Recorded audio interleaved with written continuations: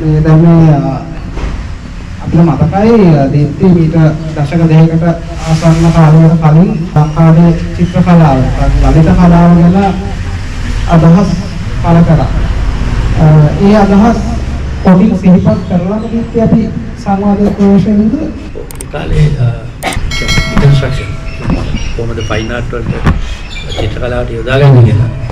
එතකොට ඒ කුලියෙන් කරේ මේ ලැන්ග්වේජ් එක කොහොමද මේ ආර්ට් වර්ක් තේරුම් ගන්නකොට මැදිහත් වෙන්නේ කියලා. කියන්නේ අපේ රට ටිකක් ආගන්තුකයි ඒක.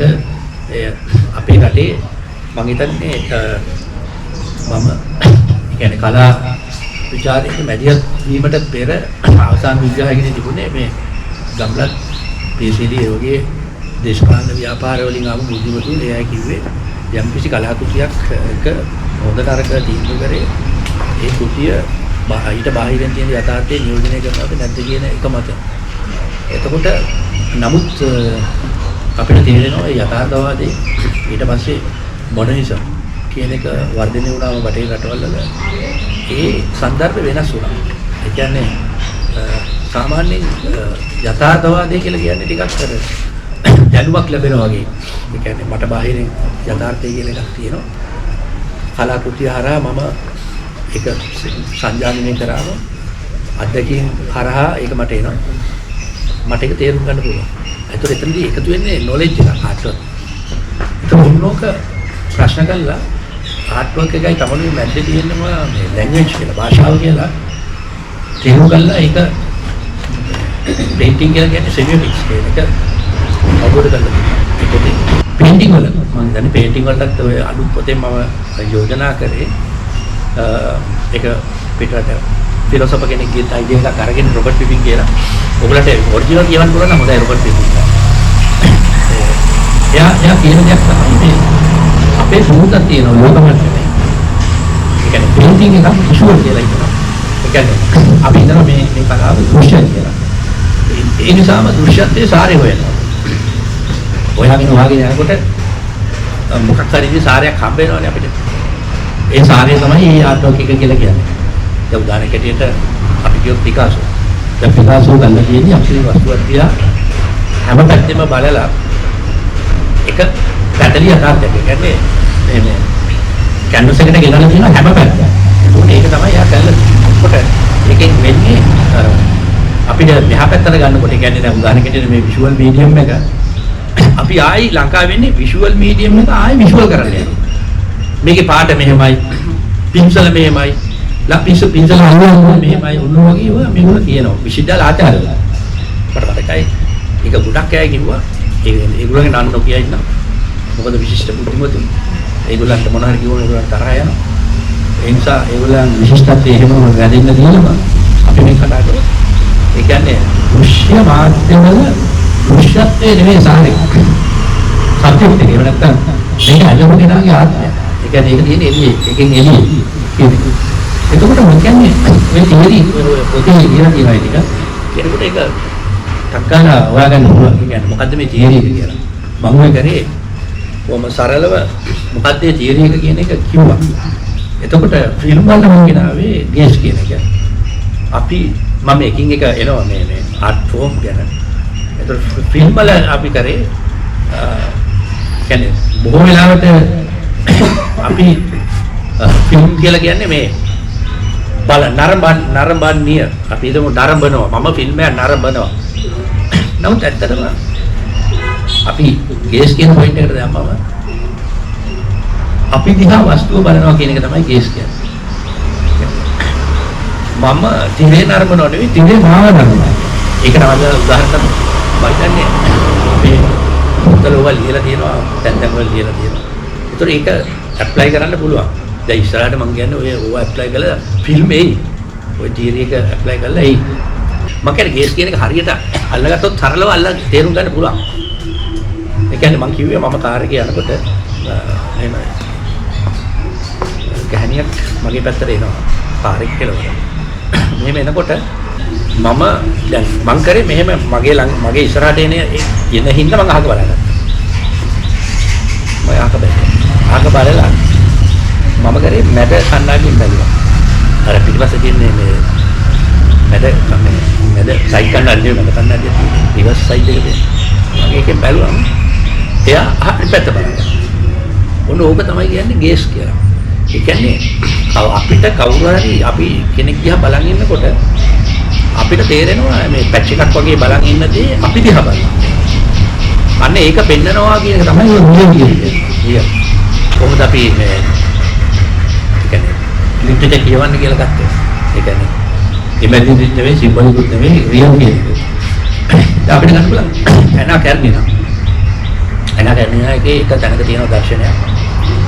එනාගේ මහත්ය පුතු කැම කන තැනක හෝල් එකේ යවන්නයි. එයාට පේනවා මේ එනාගේ පෙම්මතයි එනයි කතා කරගෙන. එතකොට මෙයා හිතනවා මේ දෙන්න කොයිතරම් විනෝදයක් ලබනවද කියලා. මට නැති මට මේ ශ්‍රිය දෙන්නේ නැති විනෝදයක් අර බ්‍රොන්ස්කිට අරයා දෙනවා කියන එක. ඒකට එයා ඒක ගැන ෆැන්ටසි හදාගෙන ඉන්නේ වෙලාව. කියන්නේ එයා ෆැන්ටසියක් හදනවා මේ දෙන්න දැන් පොඩි මේස කීපයකට එහා ඒ දෙන්න වාඩි වෙලා කතා කරගෙන ඉන්නකොට එයා හිතනවා එයා ෆැන්ටසයිස් කරනවා මේ දෙන්න අනිවාර්යෙන් ලොකු සතුටක් මේ විඳිනවා මේ දෙන්න මේ කතා කරගෙන කියලා. ඇත්තටම ඊට පස්සේ ඒකේ ඒ දර්ශනය නැවත ලියනවා ටොල්ස්ටෝයි. ඒකේ යා ලියන්නේ ඒ දෙන්න අතර රණ්ඩුවක්. ඇත්තටම එයා ඒ දෙන්න රණ්ඩු කරනවා ඒ වෙලාවට. එතකොට උගල පැහැදිලි ඇති. මෙන්න මේ අපි ඉමේජින් කරන එක අනේකාගේ විනෝදය අපි ඉමේජින් කරනවා. ඇත්තටම ඉමේජින් කරාට ඒගොල්ලෝ එහෙම ඉමේජින් කරනව නෙවෙයි අපිට ඒක පේන්නේ නැහැ. ඒ කියන්නේ ඇත්තමකොත් අපේ පැච් එක එහෙම නැත්නම් යථාර්ථය තුල මම හිතනවා ඒ දෙන විනෝද වෙනවා කියලා. ඒතකොට මට ඒක පේන්නේ නැහැ. මට ඒක අවිඥානිකයි. නමුත් මේ කියවීම හරහා අපිට තේරෙනවා මමයි එහෙම හිතලා තියෙන්නේ ඒගොල්ලෝ එහෙම නැහැ. ඒගොල්ලෝ අල්ලමු ගැටලුවක ඉන්නේ කියලා. ඉතින් ඔය මූල ධර්ම ටික මම තමයි මම දෙවෙනි පියවරට යන්නම් ඒක පොතේ තියෙනවා. ඒතර භාෂාව කියන්නේ නිල් භාෂාව කියලා කියන්නේ. ඒ කියන්නේ රියල්. ඒක නෙමෙයි ඉස්පොකේ මේ හරියට ඒක කරනවා. ඒ කියන්නේ රූප වලින් ඒක රූප භාෂාවට පෙරලෙන විදිහට එයා කතා කරන ගමන්ම හැබැයි එයා භාෂාවට අහු නොවෙන්නේ නොමග යන සුළු රියල් පෙන්නනවා.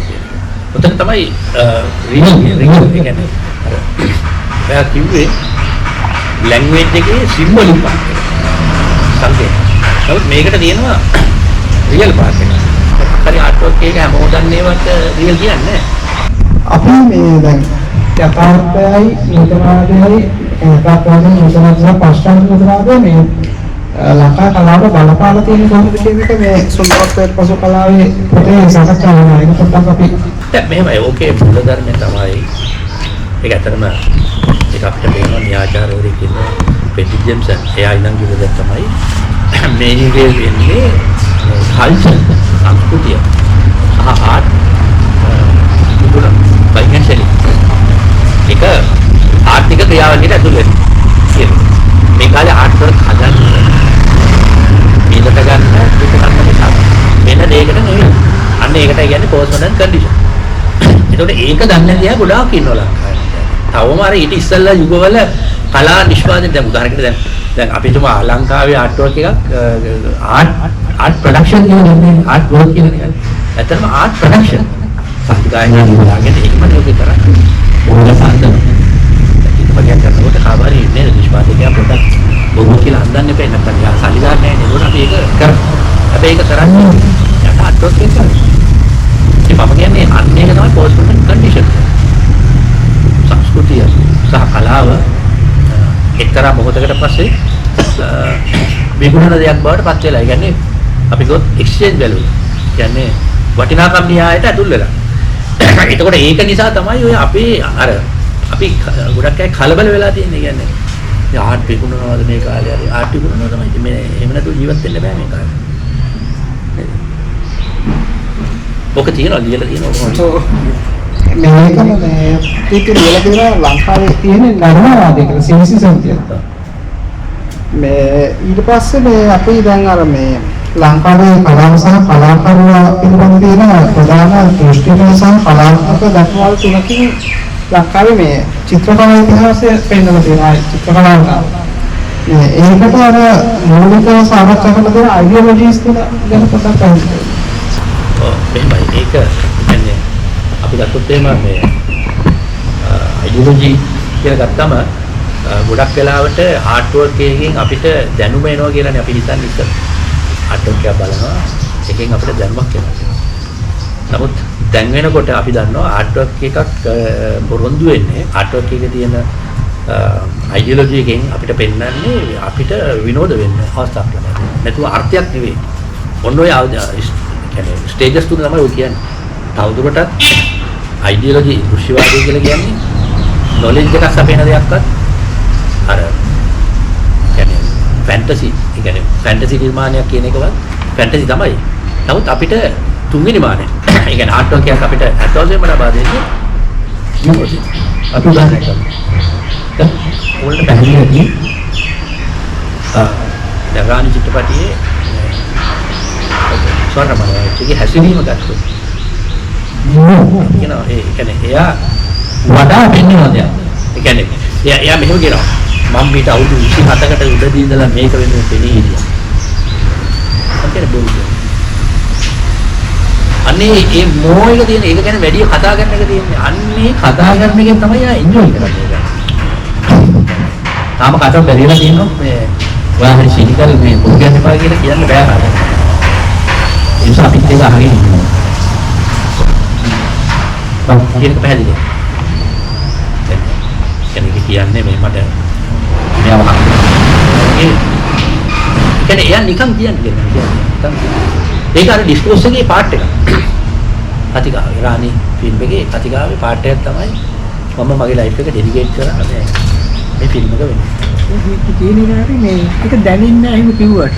ඒ අපේ විසංගෝෂණයේ පොතේ ලැතිනේ තමයි මම මේ කිව්වේ. ඒ කියන්නේ අර පේන්ටිං කියලා කියන්නේ අන්තිමට මේ නැරටිව් එකක් කියනවා. ඒක මම හිතන්නේ මේ පොතේ නෑ ඒක. ඒක එන්නේ මේ පොතේ.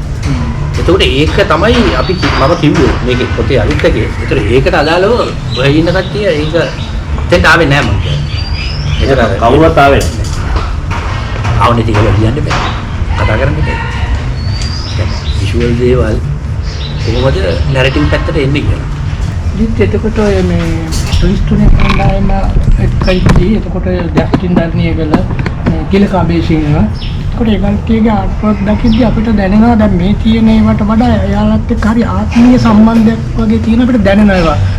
ලයනල් බ්ලෙන්ඩ් පෞද්ගලික කාලෙම කවුද මේ ආනන්ද කුමාරස්වාමීගේ දේවල් ස්ටඩි කරලා පස්සේ දැන්නා මේ දැන් මේ ඉන්න අයට වඩා ඒ කට්ටිය ඇතුලේ වෙළඳ පොලේ ජෝර්ජ්ට්ලාගේ ඒවා විකිනනවා තමයි. හැබැයි ඒ කට්ටියගේ අර විකිනනවට වඩා එයාලගේ ජීවිතේ වෙන තැනකින් ඒවා ප්ලේස් කරලා තියෙනවා කියලා. විශේෂයෙන්ම මේ ජස්ටින් ඩර්නිගල වගේ චිත්‍ර. එතකොට දැන් මේ ඒකයි අතර මොකක් වගේද දීප්තිය මම හිතන්නේ. ඒක පෝස්ට් මොඩර්න් වෙලා කියන්නේ ඕකයි. ඒ කියන්නේ මොඩර්න් යුගයේදී රියලිසම් යුගයේ නයි වෙලා. ඒගොල්ලෝ කියන්නේ මොඩර්න් කියලා කියන්නේ ආත්ම ප්‍රකාශනය නෙවෙයි. ඒ යථාර්ථයේදී ආත්ම ප්‍රකාශනය වෙනවා කියලා කියන්නේ කලාලේ තමයි ප්‍රධාන. චිත්‍රකාරී මොනවද යන්නේ කරාම. ඒක ඇතුලේ කවුරු හරි හිතන කෙනෙක් ආත්මයක් තියෙනවා කියලා විශ්වාස කරන්නේ නැහැ. ඒක පොඩිට ගන්නේ ඔබ්ජෙක්ටිව්. හැබැයි මොඩර්නිසම් ආවට පස්සේ වෙන්නේ මේක ඇතුලේ හිතන ආත්මයක් තියෙනවා කියන එක එනවා. ඒක තමයි මොඩර්නිසම්. ඊට පස්සේ පෝස්ට් මොඩර්න් කියලා කියන්නේ මේ ආත්මය වැඩ කරන්නේ අර වෙළඳපොලේ යථාර්ථයත් එක්ක වැඩ කරන්නේ. කියන්නේ ඔබට ජීවත් වෙන්න විදියක්. ඒක තමයි අවදිතු. ඒතර ඒකේ මේක හොඳයි මේක නරකයි කියන එක නෙමෙයි මම කියන්නේ. ඒක තමයි අවදිතු. ඒතර කලාකරුවා ඒ යුගයේදී තමන්ගේ සිිතේට අවංකයි. දීප්තිය පොතේ සඳහන් කරලා තියෙනවා අර මලවිත්‍ර අනුව පිටරේදී අඳින අය ඉගෙන කලාව මෙහාට එන ආටිස්ට්ලා වෙන්නේ නැහැ කියලා. ඒක පොඩ්ඩක් පැහැදිලි කරන්න. මොකද දැන් තාමත් ලෝකයේ දියුණු මේ කොච්චර දියුණු වුණත් පිටරේදී කියන එක අඳින එක නවත්තලා නැහැ. මම විශ්වවිද්‍යාලවල ඇකඩමික් බේස් වල පිටරේදී අඳිනවා. අහන්නේ මම කිව්වේ කතාව ඇතුලේ ප්‍රැක්ටිස් කරන එක තියෙනවා. කවුරු හරි ආටිස්ට් කෙනෙක්ව ඔය ශික්ෂණයක ගැටක් කරනවානේ. එයා ඉගෙන ගන්න ඒක නෙමෙයි දැක්කේ මම කිව්වේ. මම පිළිගන්න ආටිස්ට් කියන එක නෙමෙයි කියන්නේ. ඊට වඩා ක්‍රියේටිව් ආර්ට් වලට වඩා වැදගත් වෙන්නේ ෆිලොසොෆිකල් ආර්ට්. ඒ කියන්නේ වචන වලට කියනවා. ආර්ට් වර්ක් එක තවදුරටත් ෆිගර්ස් ඒ කියන්නේ ඒ කලර්ස් ටයිම් ඇන්ඩ් ස්පේස් ඒවා අවධාරණය කරනවා නම් ඒක අයිති වෙන්නේ අර මොඩර්නිස්ට් පැත්තට. ඒතර අපි මම කිව්වේ මේක වචන බවට පරිවර්තනය කරන්න. එච්චරයි. මොකද මම කිය අරක නරකයි කියන එක නෙමෙයි මම කියන්නේ. එහෙම කලාවන් පිහින් කරන ආටිස්ට්ලා නැද්ද? ඉන්නවා. ඉන්නෝනේ. ඒක උදාහරණයක්. ඔව් දැන් අර දීප්ති වෙහිකයි වෙන්නේ. දීප්ති ඔය පොතේ ඔහොම සඳහන් කරනකොට සමස්තයම තමයි පොදු න්‍යාය අපිටත් වැටෙනවා. ඒක මම කියන්නේ. ඒකේ තෝරේ එක අසාධාරණයක් වෙනවා. ඒ පොදු කියන දෙයක් හවත් කලාකරුවෙක් මගේ මම කරන කලාවේ ෆිලොසොෆි කරලා නැද්ද? ඊළඟට ඉස්තරික් තියෙනවනේ. ඒ පොරේදී ඒවා යමුණු ඒ හැමදේම තියෙනවා. එතකොට අර දීප්ති සඳහන් කරන පොදු කාරණාව තුලින් අපි අඳින කලාව ඒ වගේම ඉන්න ආටිස්ට්ලා කරන ආර්ට් ගැන මිනිස්සු වැරදි වැටහීමක් ඇති කරගන්නවා. වැරදි ඒකම වචන කියන්නේ ජෙනරල් ඉංග්‍රීසි සාධාරණ වාක්‍යයක්. ඒක හැම භාෂාවකටම එකයි. ඒතර මේ මම කතා කරන්නේ ජෙනරල් ලින්ග්විස්ටික්ස් සෝෂියල්. ඒක ඇප්ලයි කරලා තියෙනවා ආර්ට් වර්ක් එකට. එතකොට ඒකේ ඇප්ලයි වෙන්නේ කන්ටෙන්ට් එක නෙවෙයි. ආර්ට් වර්ක් එකේ තියෙන ගැප් එක ඩිලේ එක. ඒවා අර මේ ඔයා ඒ කතා කරන්නේ මේ අපේ අන්තර්ගතයට මොකද වෙන්නේ කියන්නේ. අන්තර්ගතේ වෙන එකක් නෙවෙයි මම කියන්නේ. මම කියන්නේ මෙන්න මේ ආර්ට් වර්ක් එකේ ගැප් එක ඩිලේ. ඒක අන්නකොට මේකට පස්සේ මේක අන්න ඒව විතරයි මම බලන්නේ. ඒකේ වෙලා තියෙන අර පින් ප්‍රමාණය වැඩි වෙන හින්දා මම ගොඩාක් ඒවා ඇටච් කරේ නැහැ. එතකොට සාධාරණ වාග්විද්‍යාව බවට තමයි පත් කරේ. නැතුව මේ ජාතික භාෂාව. ඒ කියන්නේ දැන් අපි ගත්තොත් ලංකාවේ අනිත් අය ඔක්කොම වාග්විද්‍යාවක් වූ ජාතිකයි. අපේ භාෂාවට පොදු න්‍යායයන් තමයි ඒගොල්ලෝ හොයන්නේ. දැන් සෝෂි එහෙම නෙවෙයි ලෝකේ හැම භාෂාවකටම පොදු මූලධර්ම තමයි කියන්නේ. ඒකෙත් එයා කියන්නේ ඔය ගැප් ඇන්ඩ් ඩිලේ කියන්නේ නිර්භාෂාව. අර්ථ නෙවෙයි. නිර්භාෂාව. අනේකයි අපි ඕනෑනේ තාම නමක් දැම්මේ නැහැ ඉන් ලැන්ග්වේජ් කියලා කියන්නේ. කියන්නේ දැන් හියුමන් ඉන් හියුමන් කියලා කියන්නේ. අර ඉන් හියුමන් කියන්නේ හියුමන්ගේ එක්සස් එකක් තියෙන කෙනා. ඒ අය හරි ආසයි ආර්ට් වර්ක් එකට වඩා අනේකා යාදියා බලන් ඉන්නවාද කියලා බලන්න. ආටිස්ට්ලා දිහා බලන්න. ආටිස්ට්ලා සතුටු වෙන්නේ බටහිර දැන් වින්සන් වෑන් ගෝ එයාගේ පේන්ටිං ඇදලා තියෙන කවුරු හරි යාදියා බලන් ඉන්නේ කවදා හරි කියලා. එහෙම නෙවෙයි. එහෙම කෙනෙක් නැහැ කියන එක. ඒක යාගේ වේදනාව. ඒක ඒ කියන්නේ පේන්ටිං වල තියෙන සැක්‍රිෆයිස් කියන්නේ. ඒ කියන්නේ ඒ ආටිස්ට් පරිත්‍යාග කරනවා යාගේ මුළු ජීවිතේ. ඒ පරිත්‍යාගයට තමයි අපි ගෙවන්නේ. ලොකු ගණන් ගෙවන්නේ යාට ඒකයි. එරික්ගේ මැදිහත් වීම ඒ කියන්නේ දීප්ති කලාව සමුද්‍රත්‍ය කුටිය ඇතුලේ සහ ඊට ඉස්සෙල්ලා කරපු කලාව සහ විසංයෝජනයේ කුටිය එක්කම චිත්‍ර කලාව සහ පොදුවේ කලාත්මක ක්ෂේත්‍රයට කරන ලද්ද මැදිහත් වීම අගය කරලා තමයි මේ ලිපිය ලියලා තියෙන්නේ.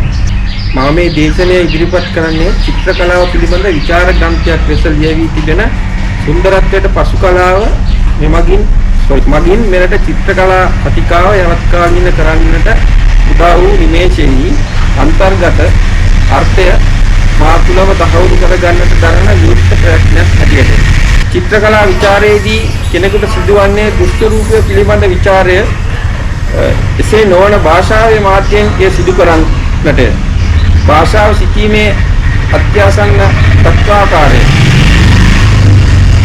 මගින් එසේ නොවන දුරස්ත තත්වාකාරයක් වූ චිත්‍රය ගැන එය සිදු කරන්නට නියම වීම ශිෂ්ටාචාරමය වර්ධමකි. සම්පූර්ණයෙන් මම කොටස් වශයෙන් තමයි කියන්නේ. චිත්‍රයක් සම්බන්ධයෙන් භාෂාව ඔස්සේ ඕනෑම දෙයක් පැවසීමට ඇතිතරම් සිදුවන නිසා ඒ ගැන මෙහි කතා කළ යුතු නැත. ඒ වෙනුවට න්‍යාය ඔස්සේ චිත්‍රයක් තරමා විස්තර කිරීම ගැන කතා කිරීම වටී. මම දැන් ඒක පැහැදිලි කරලා තියෙනවා. ඊටම මේ මගින් පැහැදිලි කරලා තියෙනවා මේ සුන්දරත්වයට පසු කලාව සූත්‍රය කියවද්දී.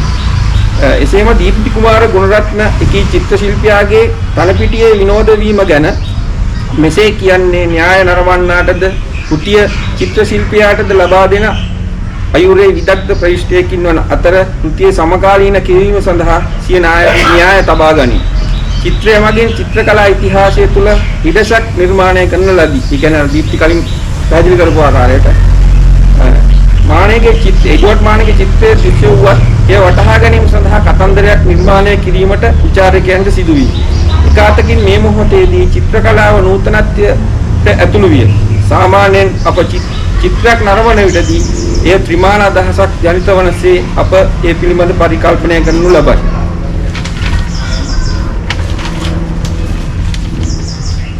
කෘතිය ලෙසින්ම වීණා ඉන් පරිබාහිර න්‍යායක විපාසයෙන් බලා නොසිට ඒ කලාත්මක ශ්‍රම ප්‍රාතිහාර්ය දකින තරමට දෘශ්‍ය රූපය පිළිබඳ දර්ශනවාදී වෙලන දීප්ති කුමාර ගුණරත්න දෘශ්‍ය රූපයේ ස්වභාවය පිළිබඳ සිය ග්‍රහණය රැකගනිමින් සිය දෘශ්‍ය කලාව විමර්ශාව අවසන් කරයි.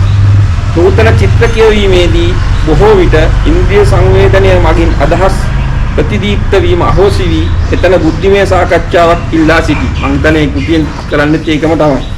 මේ දීප්ති කුමාර ගුණරත්නට සුන්දරත්වයෙන් පසු කලාව ලෙස පෙනෙන්නේ එකී සෞන්දර්ය වේදයේ සංඥාර්ථ වේදය නම් ඔහුගේ දර්ශනවාදයේ පාරමිතිය තුල පශ්චාත් ව්‍යුහවාදයෙන් නැවත විවාදය කරා ගොස් එතනින් පශ්චාත් ව්‍යුහවාදය කරා යන මේ වටවංගු සහිත ගමන සැලකිය යුතු එකකි. ඔහුගේ අලුත්ම කෘතියේ භාෂාවෙන් කියතහොත් ව්‍යුහවාදයේ උත්සාහ කරන්නේ අත්දැකීමෙන් අපව සිටීමට තල්ලු කිරීම නම් ව්‍යුහවාදයට ප්‍රථමයෙන් පශ්චාත් ව්‍යුහවාදයේ තැබීම නිසා නැවතත් මුලට පැමිණියේ බිඳීමේ විසංයෝජනයේ හා ඉන් ලබන ප්‍රමෝදයේ අත්දැකීම් වීණා සිටීම නොවේ. ඇත්ත වශයෙන් ව්‍යුහවාදය යනු මිනිස් ශිෂ්ටාචාරයයි. ලෙවි ස්ට්‍රauss ඔහුගේ The Crow and the Cook තුල ගොනු කරන්නේ මුළු මහත් පුරාණෝක්ති ශිෂ්ටාචාරය හා එහි සමාජ ආර්ථික පදනමයි.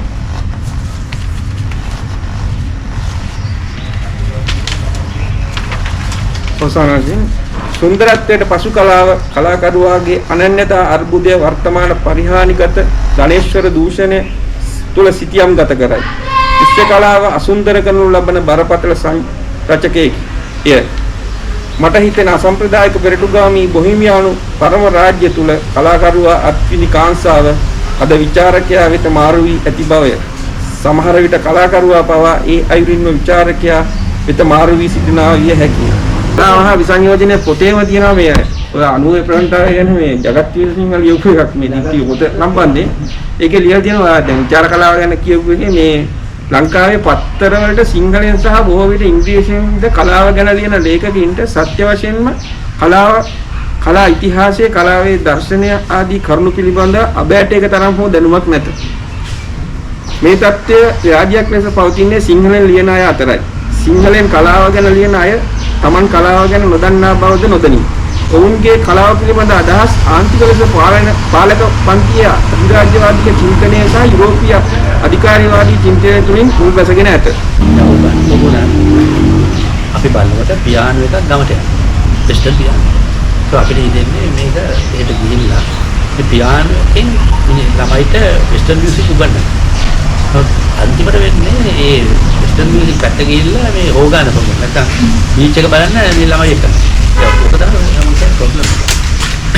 ඒක හරියම වෙන්න තියෙන අර ඒ වෙස්ටර්න් මියුසික් උගන්වන එක ළමයි. නමුත් උගන්වන්නේ අර ගමට කියන්නේ ඕගාන අරක එහෙමම තියලා ටීචර් සම්පූර්ණ ටීචර් නාගරිකයි. නෝ ටීචර් නාගරික වුණා ටීචර් උගන්වන්නේ ওই ටික. බස් එකක් අල්ලගෙන මෙන්න මේක නිකන් පුද්ගලයෙක්ගේ වගකීමක් නෙමෙයි මේක ව්‍යුහාත්මකයි. ඒ කියන්නේ අපි දන්නේ නැතුව මේවා කරන්නේ. ඒකට එක පිළිබඳ ලොකු විශ්ලේෂණයක් කරොත් තමයි මේ ඔහොම කරන්නේ ඇයි කියලා අපි තේරුම් ගන්න. දැන් ඒක දන්නේ නැතුව කරුණාට දන්න දෙයක්ම දෙය කරන්නේ. නෑ දන්නේ නැතුව කරන්නේ. දන්නේ නැතුව කරන්නේ. නෑ අපි දන්න ටික අපි කරනවා අනිවාර්යයෙන්ම දෙකේ. දන්නේ නෑ. ඒ කියන්නේ මොකද්ද මේ කරන්න කියලාවත් දන්නේ. මන්න හිතේ මේක දැලගෙන කරනවා. නෑ ඒක අවංකයි ෆිල්ම් එක බලන්නකොට ෆිල්ම් එක බලුවම දැනගෙන කරන එක නෙවෙයි. ඒ කියන්නේ දැනගෙන බැලුවම අපිට ටක් ගන්න